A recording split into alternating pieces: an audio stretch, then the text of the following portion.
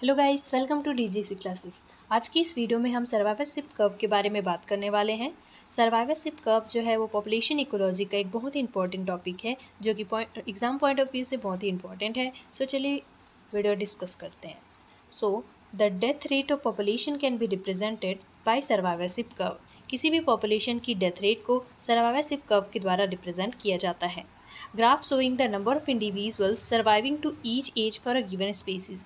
किसी भी स्पीसीज के एक पर्टिकुलर एज ग्रुप के कितने नंबर ऑफ इंडिविजुअल सर्वाइव कर रहे हैं उसको हम शो करते हैं इस सर्वाइवरशिप कर्व के द्वारा।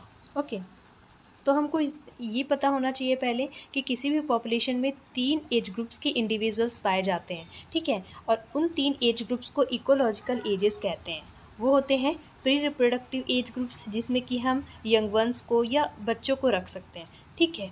और वही रिप्रोडक्टिव एज ग्रुप्स जिसमें कि ऐसे इंडिविजुअल्स आते हैं जो कि रिप्रोडक्शन के लिए कैपेबल होते हैं, मैच्योर होते हैं।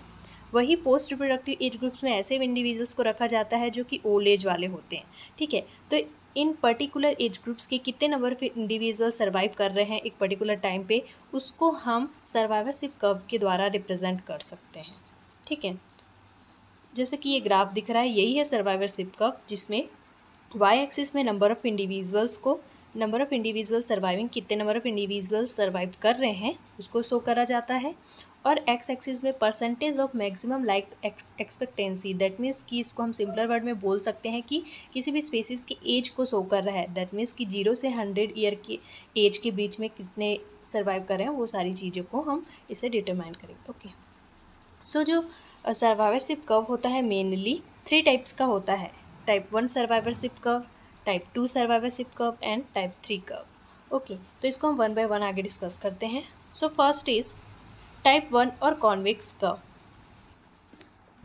When organism completed their potential lifespan and died in old age, then the curve is convex। मतलब किसी भी ऑर्गेनिज्म, कोई भी ऑर्गेनिज्म है, वो अपनी पोटेंशियल लाइफ स्पैन पूरी कर रहा है, मतलब अपनी ज़िंदगी पूरी जी रहा है, और लास्ट में जब उसकी ओल्ड एज हो जाती है, उसके बाद उसकी मृत्यु हो जाती है, तो ऐसे इंडिविजुअल्स का जब हम सर्वाइवरशिप कर्व का ग्राफ बनाएंगे तो कॉन्वेक्स शेप का बनता है, ठीक है। So this curve shows high age specific survival probability in early and middle life and rapid decline in survival in later life। That means कि इसका कहने का मतलब ये है कि अर्ली एंड मिडिल लाइफ में जो एज स्पेसिफिक सर्वाइवल प्रोबेबिलिटी है वो ज़्यादा है as compare to the later life. That means कि प्री रिप्रोडक्टिव एज ग्रुप्स के इंडिविजुअल्स और रिप्रोडक्टिव एज ग्रुप्स के इंडिविजुअल्स ज़्यादा नंबर में सर्वाइव कर रहे हैं then the post reproductive age group individuals, ठीक है। They are typical of species that produce few offspring but care for them well। That means कि ऐसे इंडिविजुअल्स कॉन्वेक्स कर्व शो करेंगे जो कि क्या है, बहुत कम नंबर में ऑफस्प्रिंग प्रोड्यूस करते हैं, लेकिन जितने भी नंबर ऑफ इंडिविजुअल्स प्रोड्यूस करते हैं उसकी केयर बहुत अच्छे से करते हैं, मतलब कि पेरेंटल केयर पाया जाता है, ठीक है।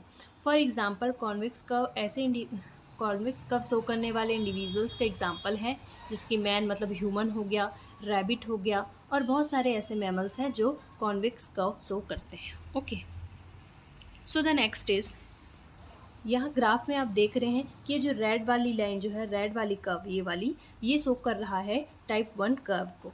ओके, तो इसमें जैसे कि इस ग्राफ में आप देख रहे हैं कि टाइप 1 कर्व जो है, इसमें ह्यूमन का एग्जाम्पल लेके समझाया गया है कि इसमें जितने भी न्यू इंडिविजुअल्स ऑफस्प्रिंग प्रोड्यूस होते हैं वो लगभग सारे के सारे क्या है, एडल्ट में कन्वर्ट हो जाते हैं। कहने का मतलब प्री रिप्रोडक्टिव एज ग्रुप्स के लगभग सारे इंडिविजुअल्स रिप्रोडक्टिव एज ग्रुप्स में आते हैं, ठीक है। मतलब कि इनकी संख्या क्या है, ज़्यादा है, इतने न्यू इंडिविजुअल प्रोड्यूस हो रहे हैं तो इतने ही एडल्ट स्टेज तक पहुंच भी रहे हैं,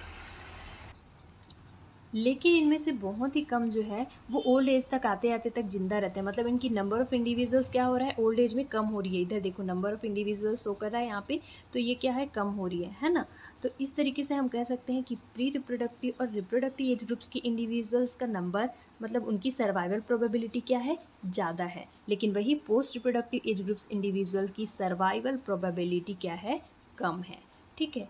तो यही है टाइप 1 कर्व, जो कि ये देखो इसका शेप भी ये कॉन्वेक्स है, इसलिए इसको कॉन्वेक्स कर्व भी कहा जाता है। So the next is type 2 curve, और जिसको हम डायगोनल कर्व भी कहते हैं। If the death rate of different age organisms are equal, then the curve is plotted as straight line. Different as groups के जो इंडिविजुअल्स है उनकी डेथ रेट जो है अगर इक्वल हुई तब जो ग्राफ बनेगा वो क्या होगा, स्ट्रेट लाइन आएगा, ठीक है, जिसको ही डायगोनल कर्व कहा जाता है.